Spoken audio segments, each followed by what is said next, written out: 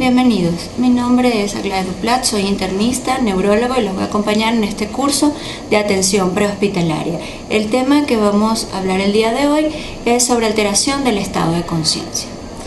La alteración del estado de conciencia es un tema vital en cuanto a la atención prehospitalaria, ya que este es uno de los pilares fundamentales para la atención del paciente, ya que este necesita de una atención inmediata y son múltiples las causas que pueden producir esta patología. En primero tenemos que establecer cuál es el proceso de atención prehospitalaria de los pacientes en coma. ¿Cuáles van a ser nuestros objetivos específicos durante este curso? Lo primero que tenemos que realizar es reconocer a un paciente que presente alteración del estado de conciencia. Segundo, establecer cuáles son estas posibles causas que pudieron llevar a un paciente a la alteración de la conciencia. Y por último, vamos a describir cuáles son estos procedimientos necesarios para la atención del paciente. Lo primero que vamos a hacer es definir qué es la conciencia. La conciencia es la percepción que tenemos de nosotros mismos y de nuestro ambiente. Ahora, dado esto, tenemos varias alteraciones del estado de conciencia. Una de ellas es la somnolencia. En cuanto a la somnolencia, tenemos que es una disminución de ese estado de alerta en donde el paciente necesita de estímulos externos para poder mantenerse alerta. Estupor. Estupor es un grado mayor de alteración de la conciencia en donde el paciente se encuentra en un estado de sueño profundo o falta de respuesta y requiere de estímulos mucho más vigorosos para poder obtener una respuesta. Y por último tenemos coma. El coma es una falta de respuesta del paciente en donde el paciente no es capaz de mantener la conciencia a pesar de tener estímulos vigorosos. Una vez definidos los conceptos, vamos a pasar a mostrarles la mnemotecnia para los pasos de la atención prehospitalaria. En esta mnemotecnia tenemos el A, B, C, D, E, en donde A es el manejo de la vía aérea. Aquí tenemos que considerar el manejo también de lo que es el control de la columna cervical. Recordemos que aquí el paciente puede venir presentando una lesión a nivel cervical. En cuanto al B, tenemos que es la parte de la respiración y la ventilación del paciente. C, circulación. D, aquí lo dividimos en dos puntos. El primero sería el uso de las drogas o fármacos que podemos utilizar en estos pacientes y la otra D constituye los déficits neurológicos que podemos conseguir al examen físico de este paciente. Y por último, la E significa la exposición que puede presentar el paciente a cualquier riesgo externo. A continuación mostraremos todos los pasos que nos ayudan a determinar el diagnóstico clínico de este paciente. Una vez determinados los pasos para la atención prehospitalaria, vamos ahora a definir cómo se realiza el examen neurológico. La primera parte del diagnóstico clínico lo constituye la anamnesis o el interrogatorio. Como sabemos, en un paciente inconsciente, los datos no los vamos a obtener de la fuente directa. En este caso, debemos obtenerlos de un testigo o de algún familiar que haya estado en la escena. La otra parte del diagnóstico la vamos a realizar a través de la evaluación clínica, en la cual la primera parte la constituye la evaluación de la conciencia. Lo primero que debemos hacer es determinar cuál es el estímulo necesario para que el paciente inconsciente tenga una respuesta. Para ello buscamos los puntos denominados dolorosos. El primer punto donde vamos a evaluar el dolor va a ser a nivel esternal.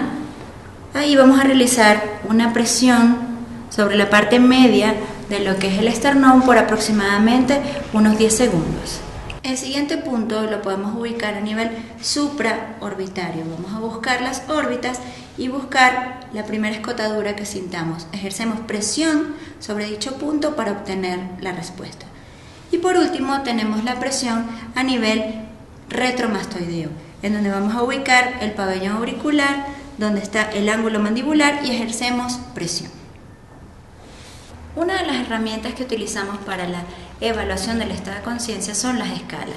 La primera que le voy a mencionar es la escala de Glasgow, que es reconocida a nivel mundial, se utilizó principalmente para traumatismo cráneoencefálico, pero actualmente la podemos utilizar para otras patologías de origen no traumático.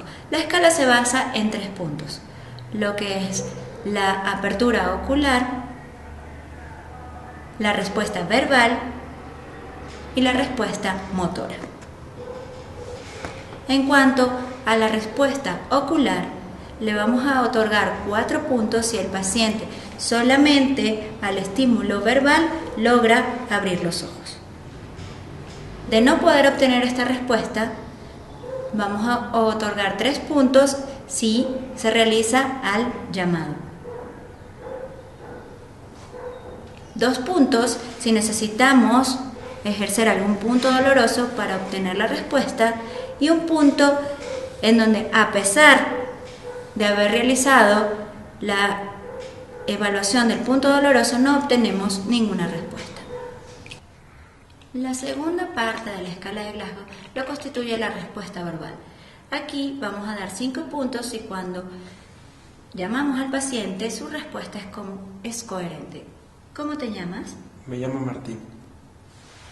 Si no obtenemos esta respuesta, vamos a dar 4 puntos cuando al hablar con el paciente la respuesta es incoherente. ¿Cómo te llamas?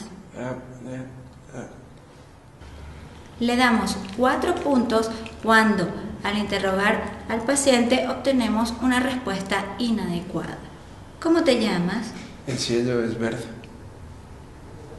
Vamos a dar 3 puntos si cuando estamos estimulando al paciente solo obtenemos palabras. Verde. Vamos a dar 2 puntos cuando solo obtenemos sonidos.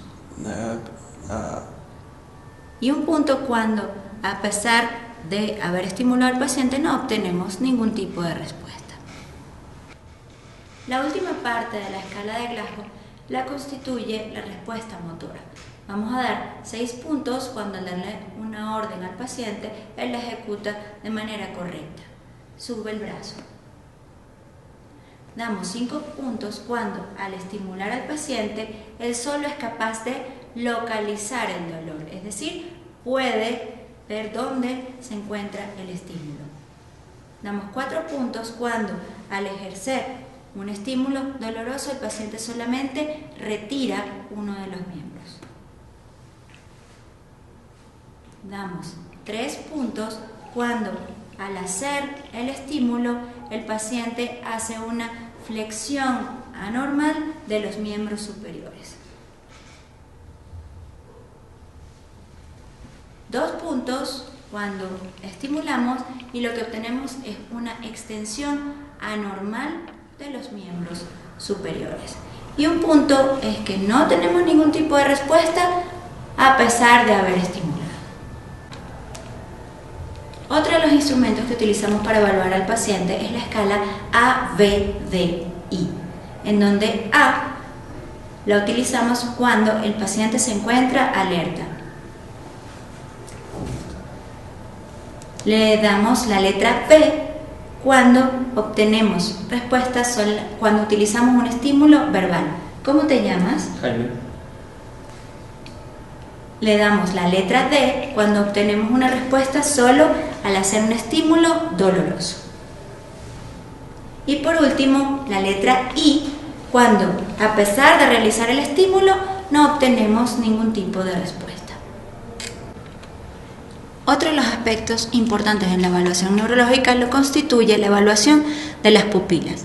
Para ello debemos ver la forma, el tamaño y la simetría entre ellas. ¿Cómo lo vamos a realizar? Aquí debemos hacer una estimulación con una linterna. Para ello vamos a iluminar desde la parte de afuera hacia adentro para ver la contracción de la pupila. Otro de los aspectos a evaluar en la evaluación neurológica es la respuesta motora.